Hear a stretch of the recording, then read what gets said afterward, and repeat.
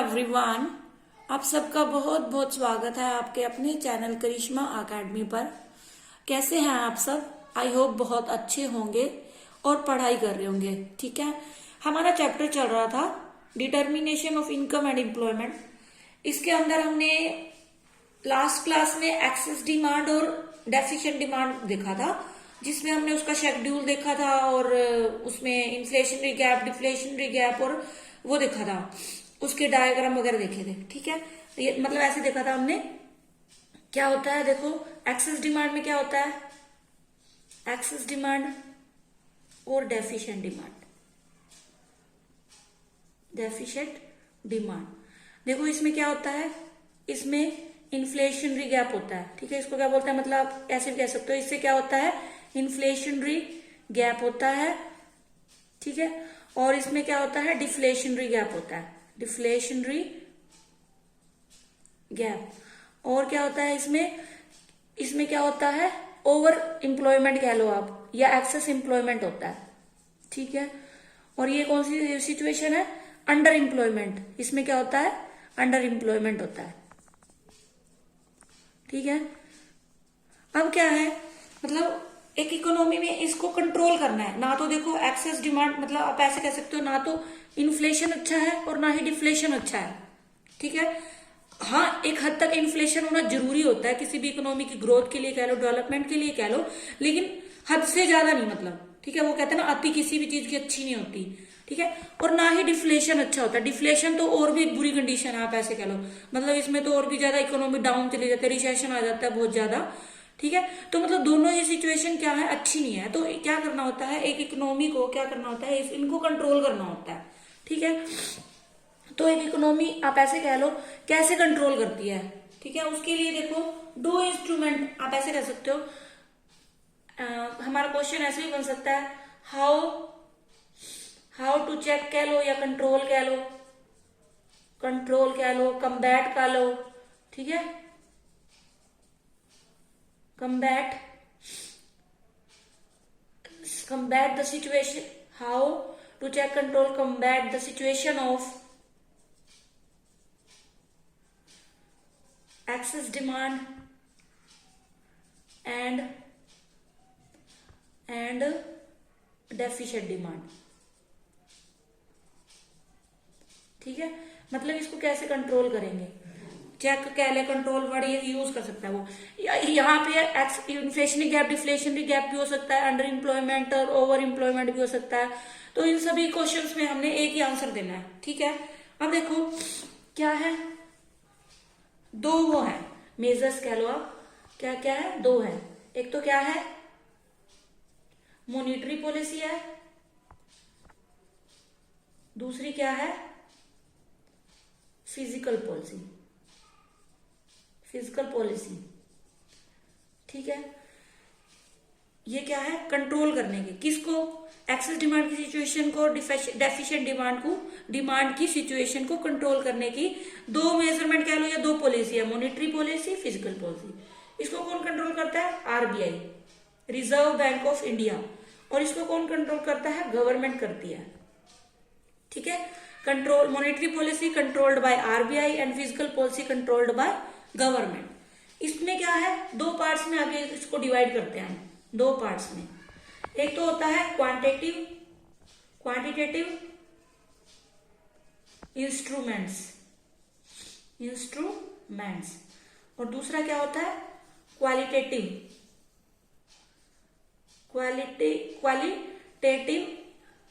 Instruments.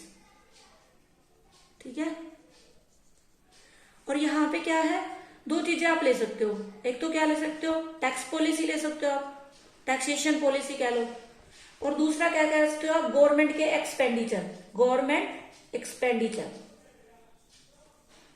ठीक है, ये लेते हैं। ठीक है, मॉनिटरी पॉलिसी और physical policy. Monetary policy controlled by RBI और physical policy controlled by government. इसके अंदर क्या क्या आएगा, टैक्स पॉलिसी आ जाएगी और गवर्नमेंट के खर्चे आ जाएंगे। और इसके अंदर हम इसको दो पार्ट्स में डिवाइड करते हैं, मॉनिटरी पॉलिसी को क्वांटिटेटिव इंस्ट्रूमेंट और क्वालिटेटिव इंस्ट्रूमेंट। क्वांटिटेटिव में क्या क्या आता है, देखो एक तो आती है बैंक रेट और रेपो रेट कह सकते हो आप, अलग अलग है मतलब वैसे तो ये। बैंक रेट, रेपो रेट, या आप इनको अलग भी लिख सकते हो, कोई दिक्कत नहीं है। बैंक रेट हो गया, रेपो रेट हो गया, cash reserve ratio, cash reserve ratio, या इसको आप सीआरआर भी बोल सकते हो, शॉर्ट में क्या कहते हैं, सीआरआर, ठीक है। और होता है SLR, SLR statutory liquidity ratio, liquidity ratio, ठीक है। और क्या होता है एसएलआर कैश, हाँ एक होती है reverse repo rate, reverse repo rate. और होता है open market operations, open market operations.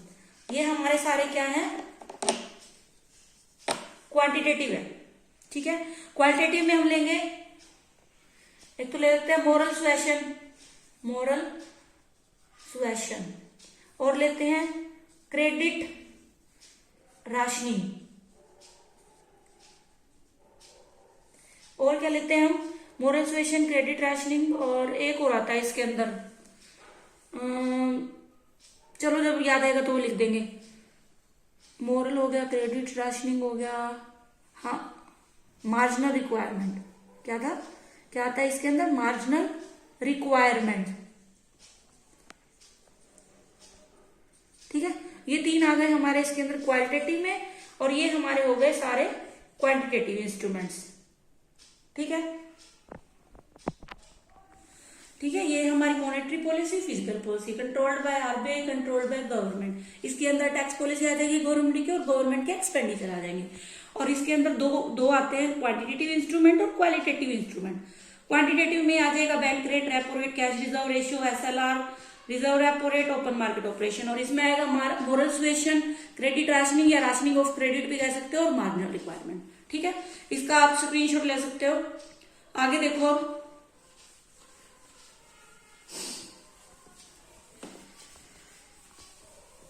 अब क्या करना है, इनको एक एक करके हमने देखना है कि कैसे कंट्रोल करती है। सबसे पहले देखो बैंक रेट, या बैंक रेट और रेपो रेट दोनों, ठीक है, बैंक रेट और रेपो रेट। पहले तो इनका मीनिंग पता होना चाहिए हमें, ठीक है। बैंक रेट क्या होती है, दैट रेट कह लो, दैट रेट, ठीक है, एट विच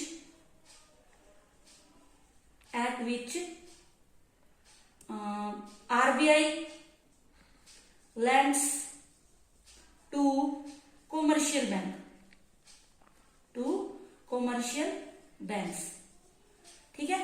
बैंक रेट और रेपो रेट दोनों क्या है, that rate at which RBI lends to commercial bank. It means वो रेट है जिस पर क्या करता है आरबीआई, क्या करता है, उधारी देता है, किसको, कॉमर्शियल बैंक्स को, ठीक है।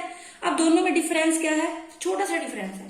बैंक रेट क्या होता है, ये लॉन्ग, जो लॉन्ग डेट होते हैं ना, मतलब लॉन्ग टर्म लोन होता है, उसके लिए होती है, ये लॉन्ग टर्म लोन के लिए। और जो रेपो रेट होती है वो किसके लिए, शॉर्ट टर्म लोन के लिए, ठीक है। बस दोनों में यही डिफरेंस है दोनों क्या, रेट है जिस पर क्या करता है आरबीआई लैंड्स करता है, किसको, कमर्शियल बैंक को, यानी आरबीआई उधार देता है, किसको, कमर्शियल बैंक को। ये होती है लॉन्ग टर्म के लिए, और ये शॉर्ट टर्म के लिए, ठीक है।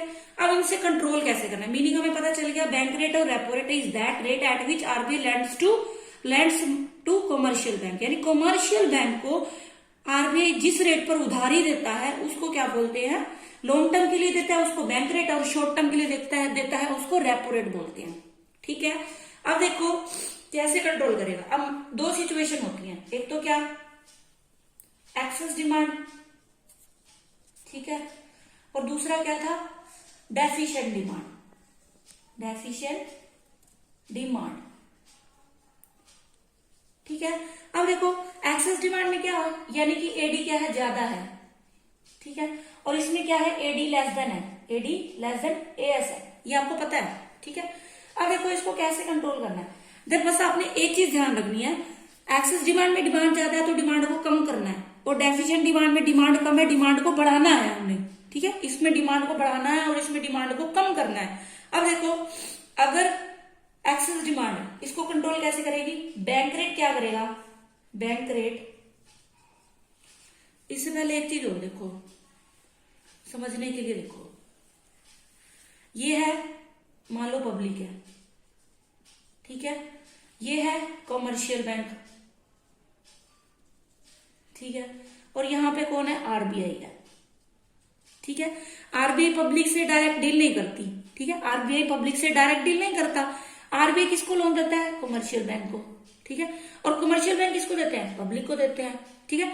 कमर्शियल बैंक जिसको पब्लिक को देते हैं उसको क्या बोलते हैं, रेट ऑफ इंटरेस्ट बोलते हैं, क्या बोलते हैं, रेट ऑफ इंटरेस्ट, और इसको क्या बोलते हैं, बैंक रेट और रेपो रेट बोलते हैं, ठीक है, बैंक रेट और रेपो रेट, ठीक है, रेपो रेट, ठीक है।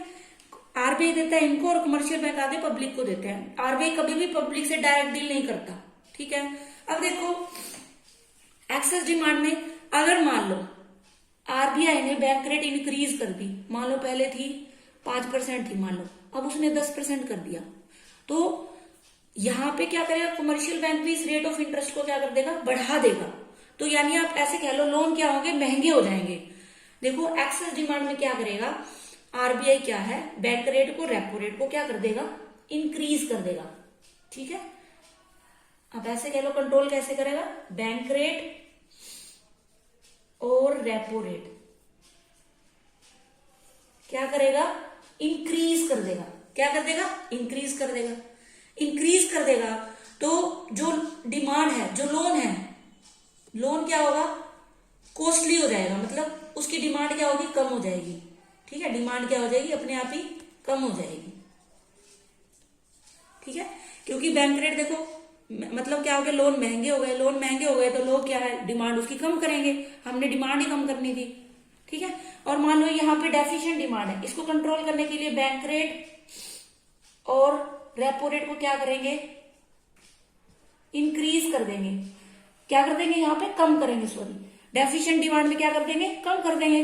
तो लोन क्या है, लोन की वो होगी, डिमांड जो है वो क्या हो जाएगी, बढ़ जाएगी, ठीक है। तो डिमांड क्या हो जाएगी, इंक्रीज हो जाएगी। बस हमने क्या करना है, डिमांड ही तो इंक्रीज करनी है, ठीक है, सिंपल सी बात है। एक्सेस डिमांड है, डिमांड को कम करना है, तो लोन को क्या कर दो, महंगा कर दो, यानी बैंक रेट और रेपो रेट को क्या कर देगी, आरबीआई क्या करेगा, बैंक रेट और रेपो रेट को बढ़ा देगा, जिससे लोन क्या हो जाएगा, महंगा हो जाएगा, ठीक है। मतलब लोन की जो डिमांड है वो लोग क्या करने लग जाएंगे, कम करने लगेंगे, ठीक है। और अगर हम इसको क्या कर देंगे, डेफिशिएंट डिमांड है, तो इसको कंट्रोल करने के लिए बैंक रेट रेपो रेट क्या कर देंगे, कम कर देंगे। लोग क्या करेंगे, लोन जो है वो सस्ता हो जाएगा, आप ऐसे कह सकते हो, लोग जो है डिमांड ज्यादा करने लगेंगे लोन की, ठीक है। ये तो था पहली सिचुएशन, मतलब बैंक रेट और रेपो रेट, ठीक। अब दूसरा देखो क्या है, उसके बाद क्या था, सीआरआर, सीआरआर और एसएलआर दोनों ले लो, सीआरआर और एसएलआर, ठीक है। इसका मीनिंग क्या है, कैश रिजर्व रेशियो, और इसका क्या है, स्टैट्यूटरी लिक्विडिटी रेशियो, ठीक है। अब सीआरआर देखो क्या होता है, सीआरआर क्या होता है, आप ऐसे कह सकते हो, इनिशियल डिपॉजिट का एक फिक्स्ड परसेंटेज होता है, क्या होता है, इनिशियल डिपॉजिट का एक फिक्स्ड परसेंटेज कह लो, ठीक है, fixed percentage which kept with RBI, ठीक है, commercial banks which kept with RBI, मतलब क्या है, इनिशियल डिपॉजिट्स का फिक्स्ड परसेंटेज जो क्या करते हैं, कॉमर्शियल बैंक किसके पास रखते हैं, आरबीआई के पास रखते हैं, ठीक है। और एसएलआर क्या होता है, इन दोनों को कंबाइंडली क्या बोलते हैं, एलआरआर बोलते हैं, liquidity sorry legal reserve ratio, क्या बोलते हैं इसको, लीगल रिजर्व रेशियो, क्या बोलते हैं, लीगल रिजर्व रेशियो, दोनों को बोलते हैं। अब देखो ये तो क्या है, बैंक रखते हैं किसके पास, आरबीआई के पास, ठीक है। और एसएलआर क्या होता है, बैंक रखते हैं खुद के पास, विद देमसेल्फ कह लो, इटसेल्फ कह लो, ठीक है, देमसेल्फ, ठीक है। फिक्स डिपॉजिट है जो आरबीआई के पास रखता है कमर्शियल बैंक, और ये क्या है, लिक्विडिटी बनाए रखने के लिए अपने पास रखता है कमर्शियल बैंक। मोस्टली ये रहता है वैसे 25% कह लो, और ये रहता है 4%, बाकी उसके अकॉर्डिंग आरबीआई क्या करता है, इसको कम और ज्यादा करता रहता है, ठीक है। मान लो बैंक के पास मान लो 10,000 रुपये आई जमा हुई, ठीक है। अब 10,000 रुपये का मान लो ये एलआरआर है दोनों, ठीक है, एलआरआर कितना है, मान लो 30% है, ठीक है, तो इसका 30% यानी 3,000 क्या करेगा, आरबीआई के पास भी रखेगा और एसएलआर, मतलब ये तो हो जाएगा सीआरआर और एसएलआर के रूप में अपने पास रख लेगा। अब लोन कितना बैंक जो है बचा हुआ जो 7,000 पे है उसको क्या कर देगा, लोन के रूप में आगे दे देगा। ठीक है, लोन के वे से आगे दे देगा। ये है, मतलब सीआरआर क्या है, is fixed percentage of initial deposit which commercial banks kept with the RBI. और ये क्या है, it is the fixed percentage of initial deposit commercial banks की केप्ट विद देमसेल्व्स, ये खुद के पास रखते हैं और ये किसके पास रखते हैं, आरबीआई के पास रखते हैं। और इन दोनों को कंबाइनली क्या बोलते हैं, एलआरआर बोलते हैं, लीगल रिजर्व रेशियो। ठीक है, अब क्या है, देखो अब क्या करना है, हमने ठीक करना है वही एक्सेस डिमांड को और यहां पे डेफिशिएंट डिमांड को। ठीक है, इसमें क्या करेगा, मान लो सीआरआर और एसएलआर क्या हो जाती है, इंक्रीज कर देता है। क्या करना है, इसमें भी इंक्रीज करना है। और सीआरआर एसएलआर इसमें क्या करना है, डिक्रीज करना है। इन शॉर्ट आप कह सकते हो जितने भी क्वांटिटेटिव इंस्ट्रूमेंट है ना हमारे, जो भी है सीआरआर है, एसएलआर है, ऑपरेशन है, ओपन मार्केट ऑपरेशन, सबको बढ़ाना है अगर एक्सेस डिमांड है, और अगर डेफिशिएंट डिमांड है तो सबको कम करना है।